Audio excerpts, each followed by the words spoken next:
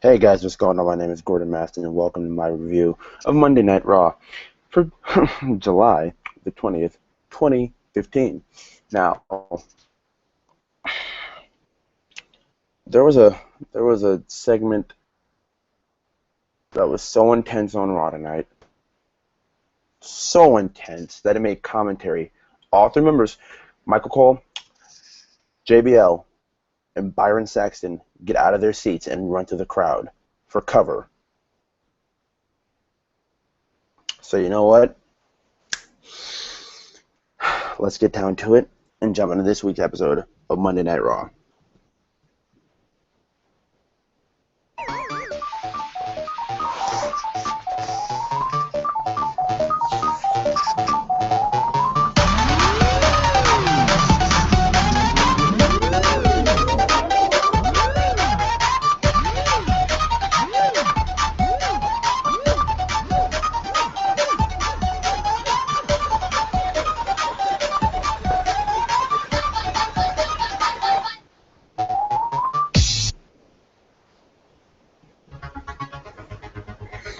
Alright guys, what's up? Raw tonight. This, like last week, once again, like last week was, in all honest opinion, a good show. This tonight, it wasn't like better than last week, but it was one of those shows where like you have little things that bother you, and like those little things, they try and make a move fast. Like, okay, this obviously has to happen. That obviously has to happen. But the thing we're trying to do here is just like move the show along in a positive direction. So the things that we have to get out of the way, we'll get out of the way fast, and then you guys can still continue to enjoy the show. Now, what I also did enjoy tonight is I forget to turn my face cam back on when I kind of, the hair dye is kind of seeping through my scalp. But yeah, as I was saying, like this show had its moments where it's just like, but there was more yay than Now, oh wow, sunglasses in my pocket when I did that. Yeah. So like I said, this show had more yay than it did boo. But when the boo moments, they kind of like they weren't like anything that just made like major detractions from the show. It was just okay. Let's try and move on here. Let's try and move forward with the show. But first, we get the Undertaker starting up the show, and like this, like, and I never really say I have much of a problem with the Undertaker promo, but like, if you're supposed to be coming off as the heel in this, explain this to me. Like, really, explain this.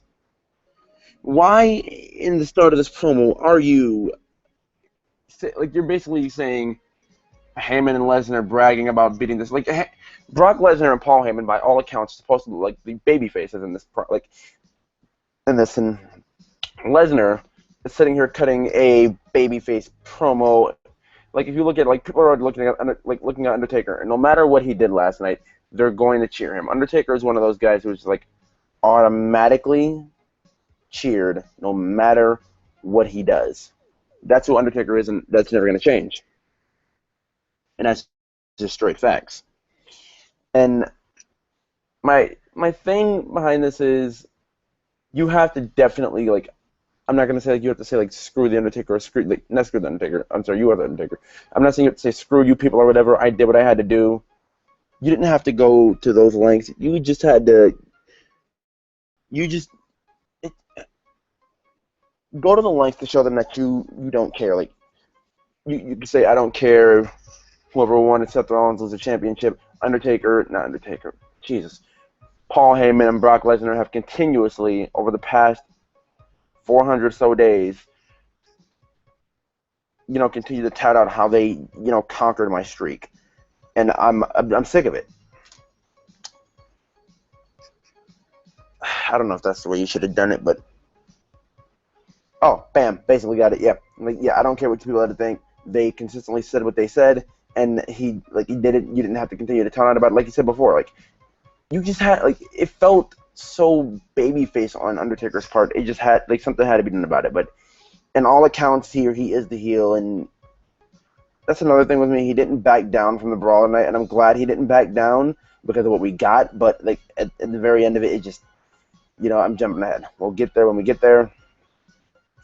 But Undertaker just goes in to say he wants revenge on Brock Lesnar, and he's gonna get it. And he says he's gonna get it at SummerSlam. So, and all like, and see, I know a lot of people have mixed emotions on Undertaker coming back.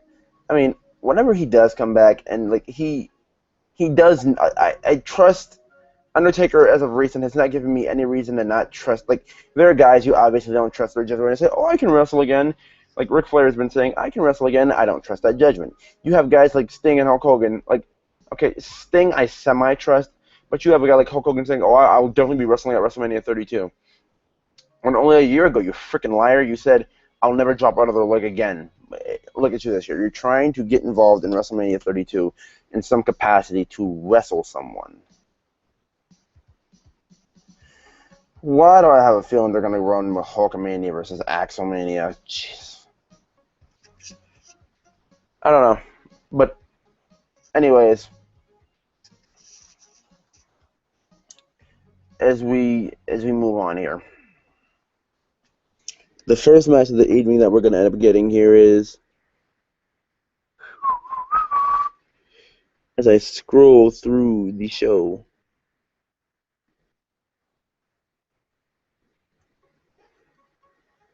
blah, blah, blah. Okay, yes, Triple H confirmed the match. And our first match here, actually, was Charlotte versus Brie Bella. But before I get to that, I guess see, it doesn't really matter. I can just jump through it, but Triple H basically said he's going to do the best he could to keep Lesnar and Heyman out of the building, and we all know that's not going to happen. But I guess that wasn't really worth mentioning. But our first match here is Charlotte versus Brie Bella with Sasha Banks and Naomi on commentary.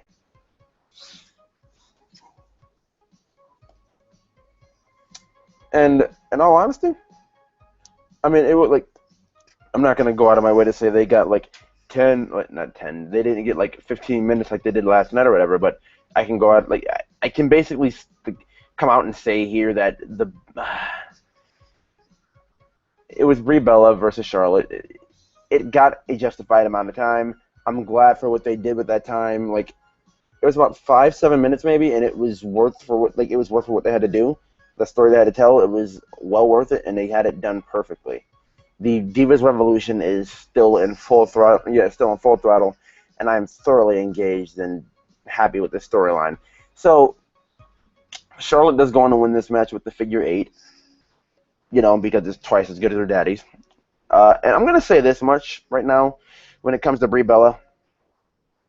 You continue to use your husband's kicks.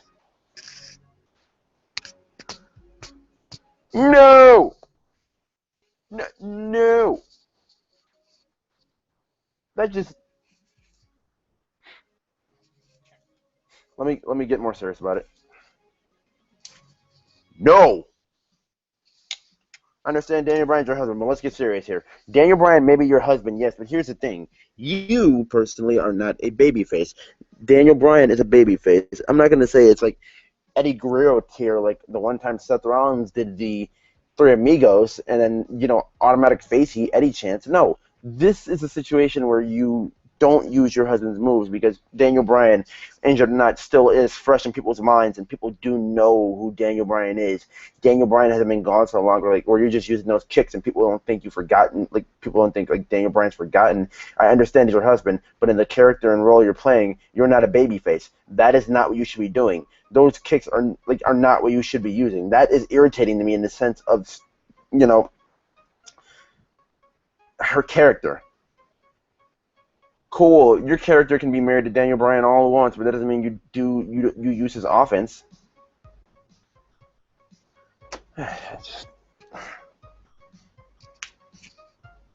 Brie Bella, dude.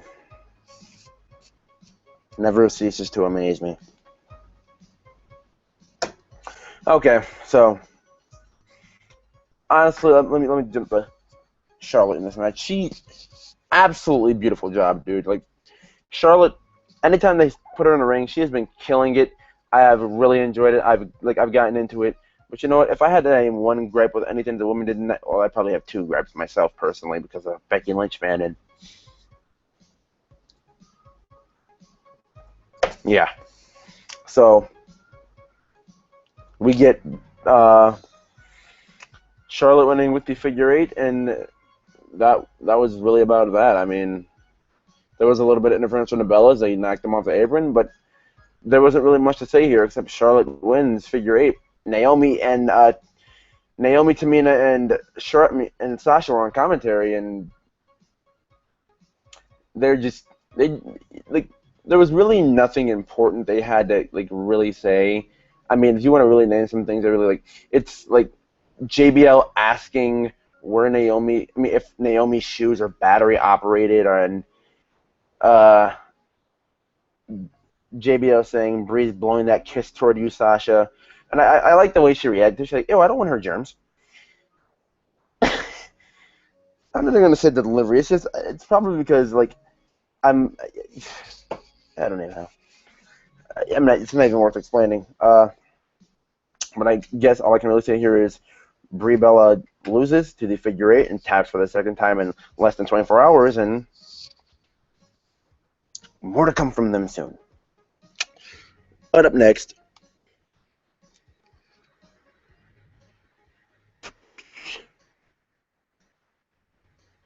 we get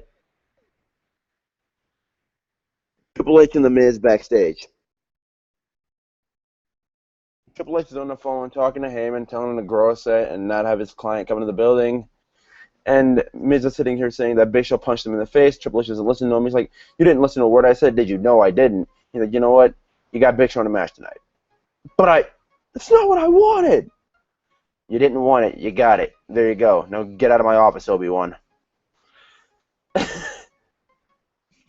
Triple H, kayfabe in and or out. I don't think he likes The Miz at all. I mean, he called him Obi-Wan, and the last time they had an interaction like this was uh, the one Raw where I think it was the night that Zayn and Neville teamed against Breeze and Kid.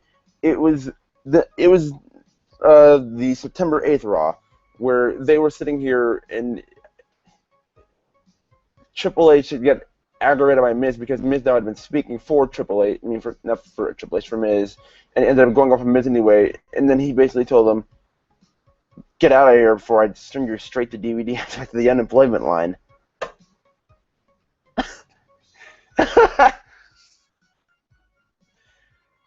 Oh my God, Triple H just doesn't like Miz, and it's absolutely hilarious because no one else does either.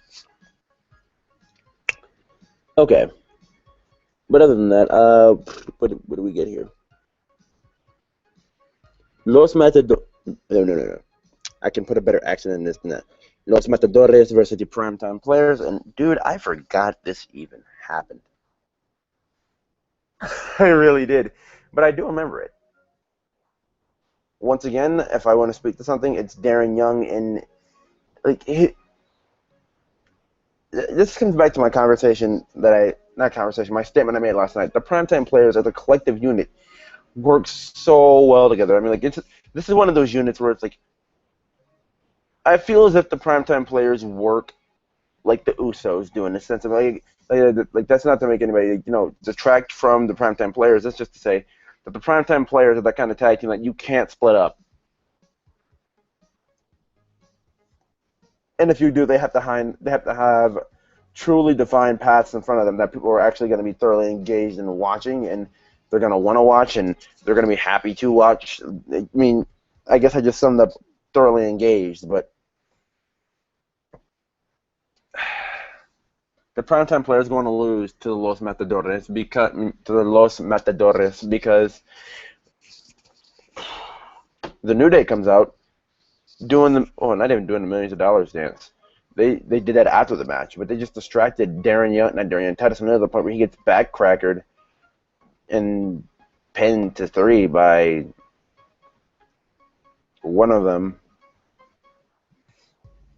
So there we go. All right. So I guess we're going to continue to go through with New Day and PTP. All right then. I don't. You know what? If this just ends up having New Day get the titles back, oh my goodness, this is. See, and this is a weird thing because New Day has they've made it obviously clear we're still involved with UPTP. It's a new day. Time for us to regain the number one contendership. But they just helped the Matadors get a win over PTP, which in this sense doesn't make any sense to me, because why would you not wait for PTP to just win so Los Matadores don't have a claim to a title match and you are further behind them? Then just let them win, come out, attack them or taunt them or whatever you're going to do. Either way, it's 3-on-2. So, whatever you, it just, yeah. I don't know that. I mean, I guess it made no sense to me. It really didn't, but, hey, WWE, they got 4 weeks to rectify this. This is the 5 week. There were 5 weeks till SummerSlam. We already have our main event. There are 4 weeks to set this up. So hopefully, like last year SummerSlam, this one is great as well.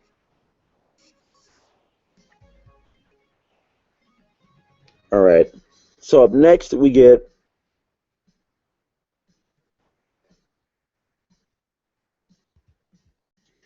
Please hold while I'm waiting for the rest of my notes.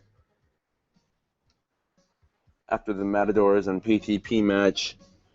And this is one of those things for me that also didn't really do much because do any of us take the Matadors seriously? I mean, really, do any of us take the Los Matadors seriously? Los Matadores, I'm sorry. Yeah. All right. So next it was. If this thing will load, you know what?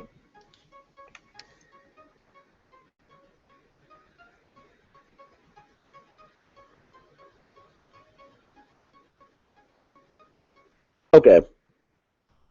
So this was about the segment of the night. This is where Paul Heyman is in the middle of the ring, cutting a promo, and see, this is actually so good. I'm gonna just forego what Heyman said, and I'm just gonna bring this up. That Heyman did say the same thing he's been saying about the Undertaker thing. Why would you not why would you hide that fact that he beat the streak? He's like, Undertaker, it's basically him saying, Undertaker, you're butthurt about what happened. Your streak was gonna end at some point. You're butthurt about what's gonna happen. I mean, about what was eventually gonna happen, and Brock Lesnar did it.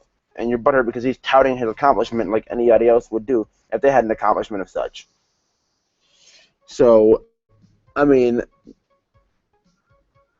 in all honesty, he is kind of getting a little butthurt there. But then this is where Brock Lesnar, the gong goes off and Undertaker's in the ring. And he's about to attack Heyman. And this is the one moment to me where Undertaker actually looks like a heel. Well, I don't. It may just be for me because I like Paul Heyman and I would not want to see him get beat up by Undertaker. But I don't know how people feel about Paul Heyman because Paul Heyman did say during that promo, me mentioning beating the Undertaker's undefeated streak is some people are still hurt by that, but it was just Brock trying to do what everybody else did. Basically, in my words here, this is just Brock attempting to do what everybody else did. So if Shawn Michaels beat the streak, would we all be sitting here booing Shawn Michaels? Lesnar's character was already a heel. Shawn Michaels' character is not a heel. Shawn Michaels is one of the most beloved baby faces in WWE history. If Triple H beats the streak, are we still sitting here doing that? I mean, if who else was a beloved babyface that did at the time? Heel. There were not many babyfaces who combated the streak at points in their careers. But would any babyface get turned heel by this? I mean, hardcore fans, you can't go out there and just hate guys because that's a whole other discussion I'm getting into. I mean, But that's Heyman's point. Like you can't hate Brock Lesnar for ending the streak. But then that's where like the gong goes off, and before the lights go out, you see Heyman's face just, like I just pointed like you guys can see like I'm sitting here exactly right here in this place, Heyman's face.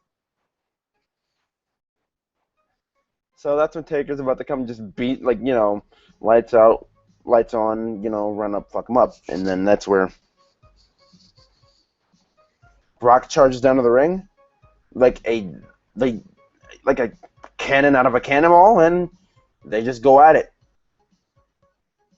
And Brock Lesnar just goes on to him and Undertaker just brawl. They call security out. Security gets destroyed. They call the roster out. The roster can barely separate the two. They can't even do anything. Paul Heyman just walks out at this point like, okay, I can't separate anything. I can't stop anything. Brock is obviously mad. So that's where Lesnar and Undertaker just brawl to the back until Brock is arrested. I mean, this was when Brock Lesnar's music hit. Let me explain this. Like, we all talk about how when Brock Lesnar's music hit, like whether he's just there to talk or whatever, people pay attention. Brock Lesnar's music hits. This Kansas City crowd, which is not like that great at all tonight, like they had their moments and they had their shining moments and they had their downfalls, but this Kansas City crowd lit up for Brock Lesnar. But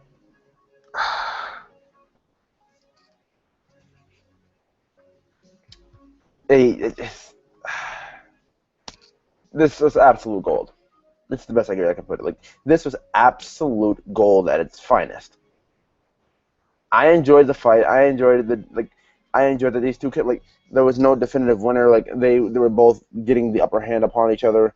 Like, I'm glad Undertaker's still able to move at this pace, and he's still able to do all this. Like, this makes me just aggravated at all the reports I see all the time that like Undertaker can't walk, like he can barely walk, he can barely move, he's always so sore, he's always in like the worst condition, he's always extremely sick. Like, if that was the case all the time, he wouldn't be sitting here fighting one of these stiffest hitting guys in the company.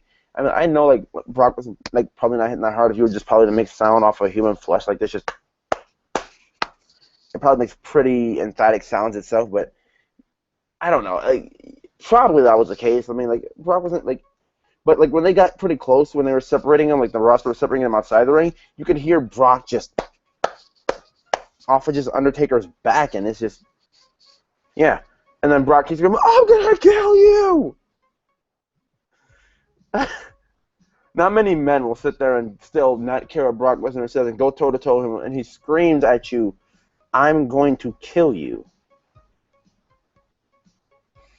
Alrighty then. Undertaker, you're one brave soul. But anyways, it spills out, and then we get Undertaker getting arrested and taken out of the building. Now, I do want to say this much. Does no one remember this from when it happened last year? Like the exact day after Battleground, like the next day on the Raw that Brie Bella, had Stephanie McMahon arrested for smacking her. Does no one remember that? I mean, like, it was, like, exactly this time period, like, right after Battleground. But that was really about that. So, I'm just going to be getting the rest of the show up on my phone because it did not act correctly on the computer. So if you guys just bear with me here as I continue to just tell you, like, I enjoyed the fighting segments between Lesnar and Undertaker. I just don't know how long this can, like, not how long this can work, but I just don't know if the match is gonna come out to be all that good because, like, if we're all gonna be honest with ourselves, the WrestleMania match wasn't really that good.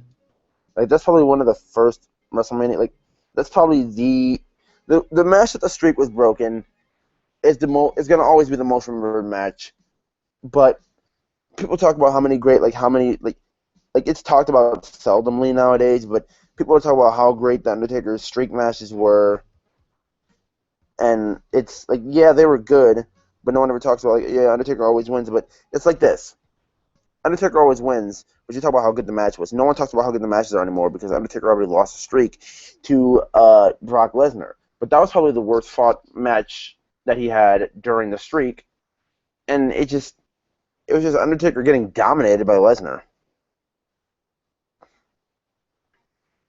So that's practically just all I have to say there. I almost have to turn to the next page of my notes.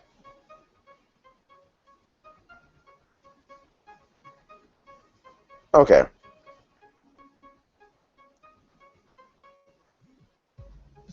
So next up, we get Bray Wyatt versus Dean Ambrose. Wyatt goes on to cut a little promo before the match and basically says that I don't even remember what Wyatt said. Like, it just, like, I'm still thoroughly into Bray Wyatt. It's just like some of these promos that happen, like, unless they're like, if you remember a Bray Wyatt promo, you know it was like important. This was just Wyatt making a message from last night, like, oh, like, all I can remember is what he's been saying to Roman Reigns lately. Anyone but you. That's all I can really remember at this point. I still don't know why they shifted the daughter storyline, but it is what it is. So, up next we get, although because of the interference from last night, we get Luke Harper versus Roman Reigns. Look, we all know I'm not a Roman Reigns fan. Like, I can't remember how, like, I don't even know how many times I state that in these reviews, but I'm not a Luke Harper fan either. Hold on. I'm a Luke Harper fan, but I'm not a Roman Reigns fan. And I can say this match, obviously, like, it didn't feel right to me. Like, Dean Ambrose did come on the ringside to get Roman Reigns back, and I popped because fucking Dean, dude. But this wasn't one of those. See, it's like one of those things where, like, I'm glad to see Luke Harper back in the ring, but, like, I'm not gonna say Roman was the bad person, like the wrong person to do it with. It just, I wasn't feeling this match. Like, this match wasn't really anything exciting to me, and it ends up ending in, I think it ended disqualification.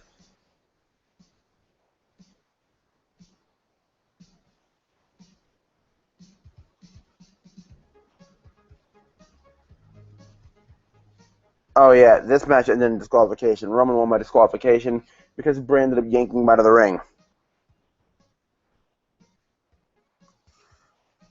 And that led to just a brawl between Wyatt, Harper,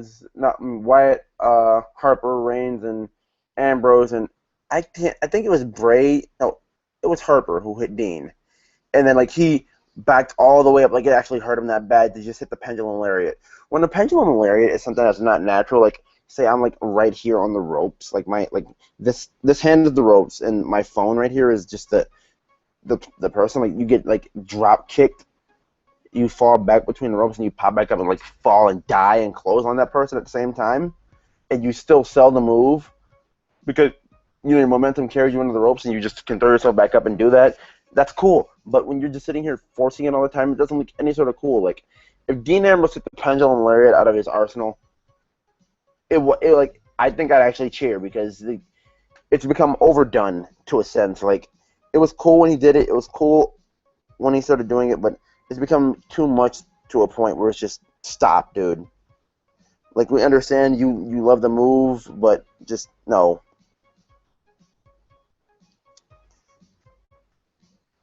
But after this whole thing, we get Seth Rollins, and this is where a problem rises for me.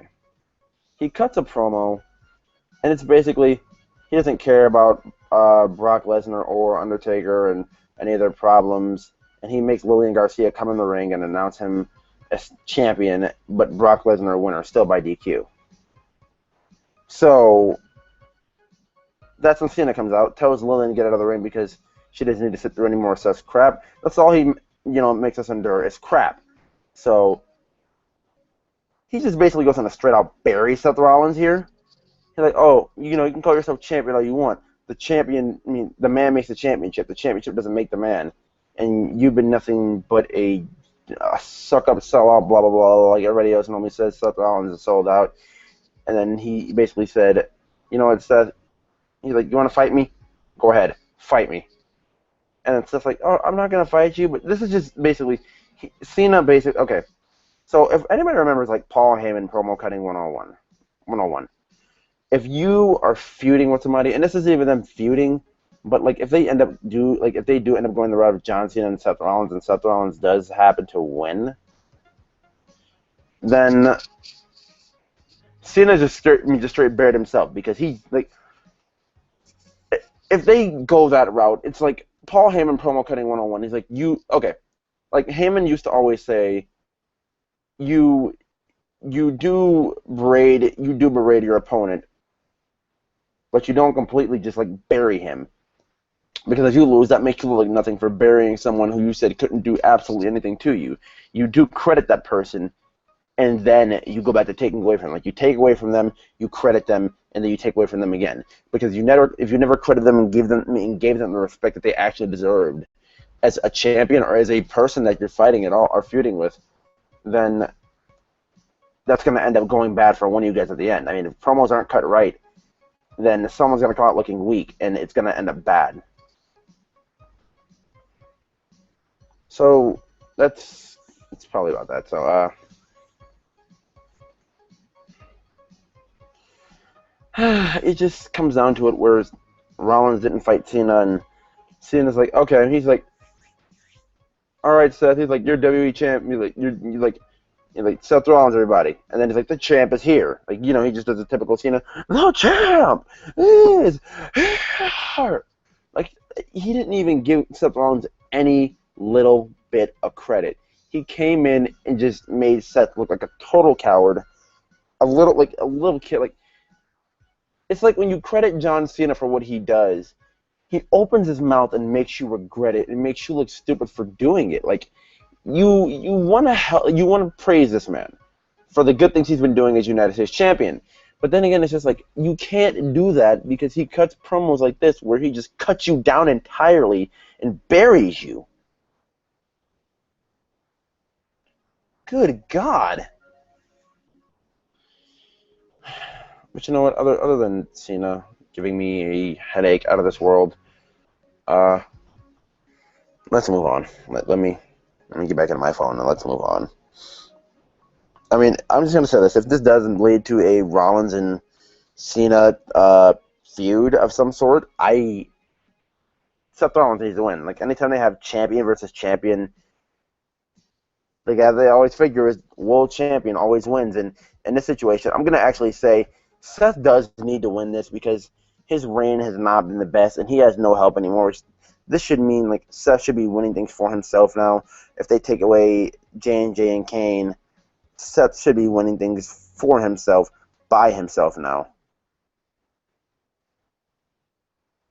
Okay. So next we get, more talk of the Divas Revolution. And this brings us to, a video package that showcases Sasha Banks, Becky Lynch, and Charlotte.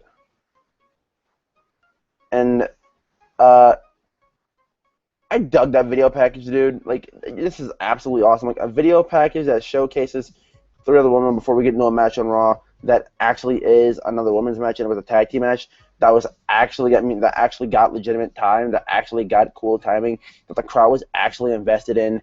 It was pretty cool to me. The only thing I can't stand is when the Bella Twins are sitting at commentary and they're baby facing it up at Nikki. Oh, we're not scared of a challenge. Oh, we're trying to make change too. Do you not understand the fact that you're here to be despicable? You're here for us to not like you. You're here for us to say, what's the change? Everything's already perfect. The Bellas are ruling. I mean, the Bellas are queen. Like, we are the queens of the castle, and no one can change that.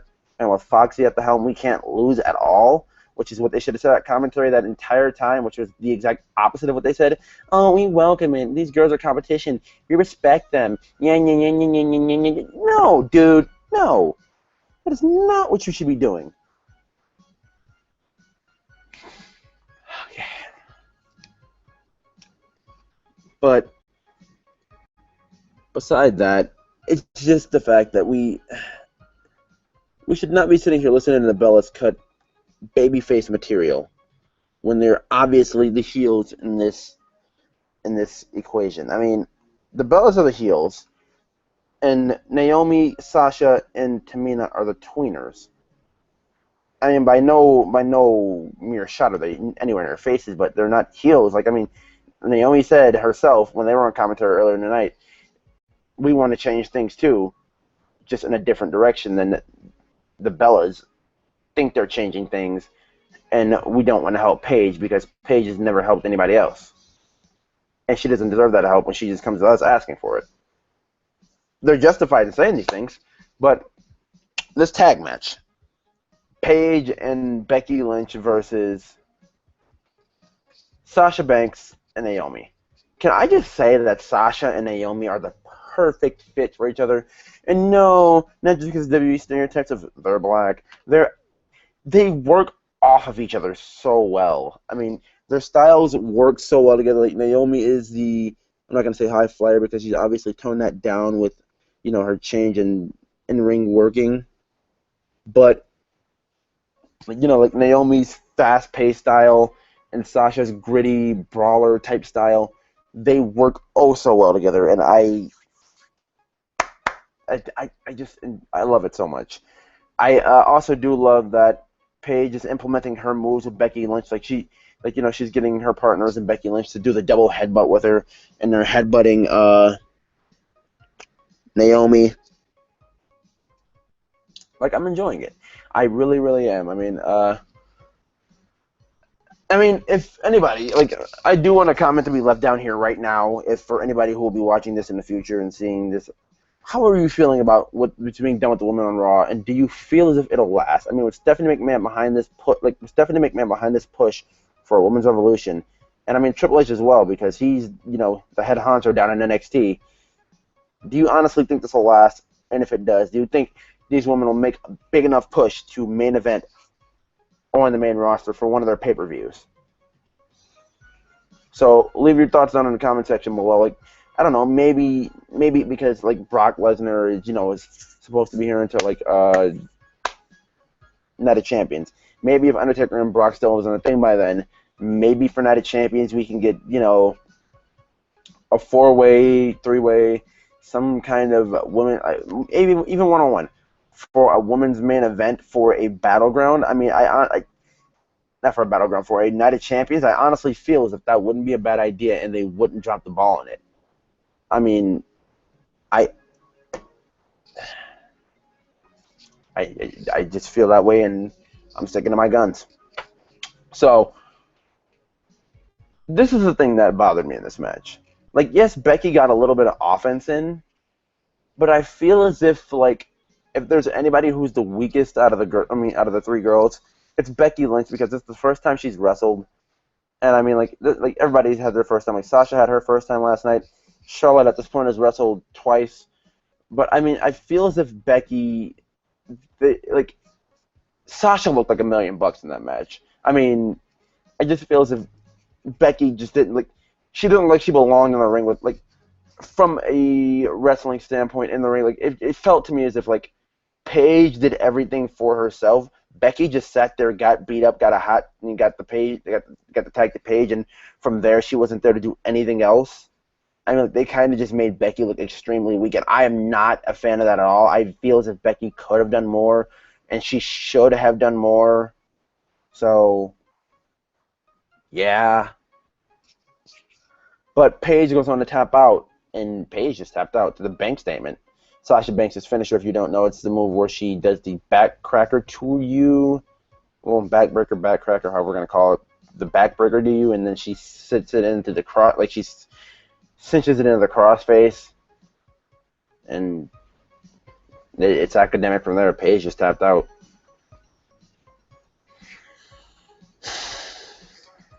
All right, then. I mean, I'm a huge Sasha Banks fan. Don't get me wrong. It's just the fact that I really wish Becky would have did more in this match. Okay. Never mind.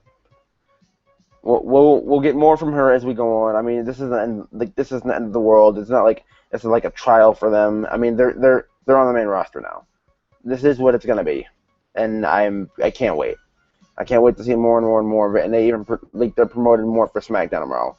Team Bad as and Naomi and Sasha again versus the Bellas. I mean, if anyone works well together, it's Naomi and Sasha. That's the best working duo out of like tag teams that you can create with all three of the groups that there really is. I do want to see more Naomi and Sasha, and I actually will watch SmackDown to see.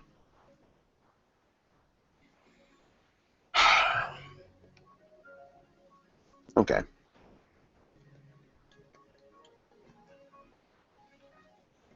Next up here, we walk into the what segment?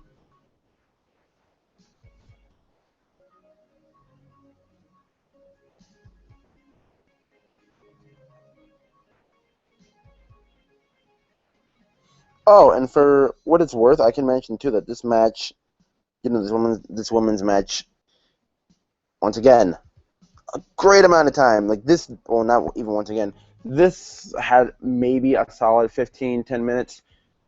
I think there was a break between this, but yeah, there was a break between it. But this had a solid 15 minutes, and once again, they don't disappoint. If Vince McMahon's standing on women's wrestling is just, oh my god. But next up, we get a backstage segment where it's another woman, two women actually, where this is basically Lana and Summer Rae, and it starts out with just Rusev and Summer. Not Rusev and Summer. It starts out with Lana, and she's giving an injury update on Dolph Ziggler, and then that's where Rusev and Summer walk in, and Summer is dressed as Lana, and she's like, "Wow," she's like, "It makes me feel smart." No, it makes me feel dangerous. She's like, "I should keep it. Rusev gave it to me." So he's basically dressing uh, Summer Rae as Lana. All right then. So up next, not even up next. To mention here, Lana did end up smacking, not getting smacked by Summer Rae after Rusev just kisses Summer Rae. This was not any sort of entertaining to me tonight. No, dude. Like, I was not feeling this at all. Okay. But up next, we move on to the main event, which is a six-man tag. Yeah, no surprise there. And because the Authority guys can't be in it, it's just going to be our top faces right now versus our top heels right now. And it's going to be, I guess somewhat you can say top heels, but John Cena, Randy Orton, Cesaro versus Rusev, Kevin Owens, Sheamus. And everybody just betrayed each other. Kevin Owens gets clotheslined by Sheamus. Rusev gets super kicked by Owens. And the faces win this with a catapult RKO. I mean, this match is obviously going to have nothing to do with anything going forward. It's just going to be like Randy Orton has a claim to state that I was the third guy to pin Rusev. And I guess, because that's the thing. Some of these guys do have things to do with each other, but like it feels like another one of those lazy book things where like, okay, so we obviously didn't have, we didn't, like, it's either we couldn't think of or didn't have enough time to get everybody else on. So, even though we already put Cena on the segment where we could have just slide him into a match with Rollins and had Rollins slide out and win, we could have just made this like a tag team match, and it could have made like a 2-on-2, and it could have made more sense maybe. I don't know, but it just didn't feel as if it. I'm not gonna say it didn't belong, but it just felt like a lazily booked six-man tag because WWE loves. They just love giving us six-man tags for the main event of Raw. For the last year, that's all it's been.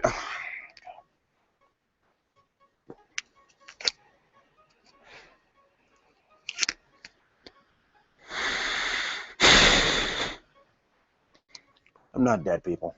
I'm not dead. Here's the thing. I'm not a fan of the six-man tag main event, but you know what? It doesn't take away from the fact that this actually was a fun Raw. I did thoroughly enjoy a good amount of almost everything. But yeah, Catapult RKO for the win because Owens and Sheamus walked out on each other and Rusev. So That's gonna be probably about it for this Raw review. So I do want to thank you guys for watching.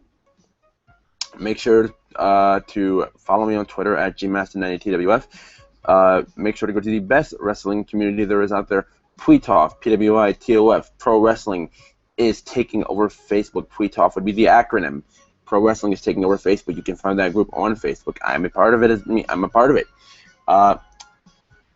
Be sure to like, what do you call it? Yeah, like this video, comment, and subscribe for more of that wrestling goodness on my channel. So, wrestling and reviewing goodness on my channel, and I just want to thank you guys very much for watching.